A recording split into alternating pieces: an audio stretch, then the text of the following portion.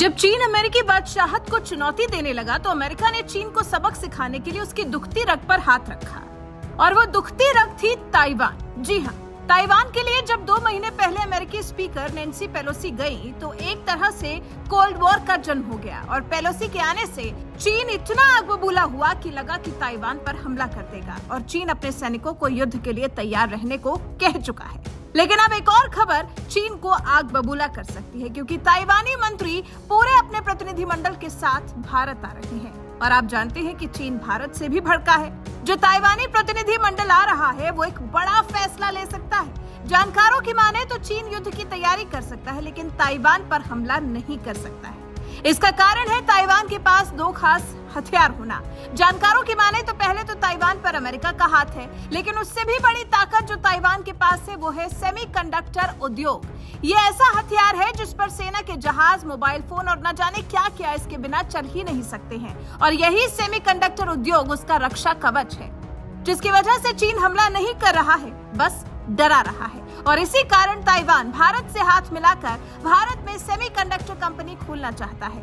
यह हथियार ताइवान और भारत दोनों के लिए गेम चेंजर साबित हो सकता है। आपको जानकारी देते चले कि ताइवान पूरी दुनिया में सेमीकंडक्टर का पहला उत्पादक देश है। यही कारण है कि ताइवान भारत के साथ अपनी टेक्निक साझा करना चाहता है। अब आप अंदाजा लगा सकते हैं कि अगर ये जमीन पर हकीकत बनी तो चीन का क्या होगा।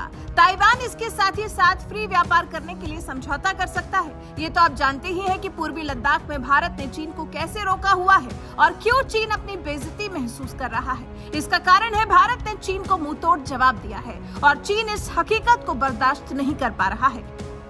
इसके साथ ही साथ चीन के दुश्मन के साथ भारत की नजदीकियां चीन को बेचैन कर रही हैं। अब आप चीन को जानते हैं कि भारत से कितना चिढ़ता है और क्यों? क्योंकि चीन को लगता है कि एशिया में उसकी बादशाहत को सिर्फ और सिर्फ भारत ही चुनौती दे सकता है। ऐसे में भारत को दुनिया के सामने और खुद भारत की सीमाओं पर परेशान करने की कोशिश करता है, लेकिन भारत चीन की हर चाल को पीछे छोड़ देता है। अब एक बार फिर चीन ने भारत से पंगा लिया है, जिसका जवाब भारत जबरदस्त तरीके से दे रहा है।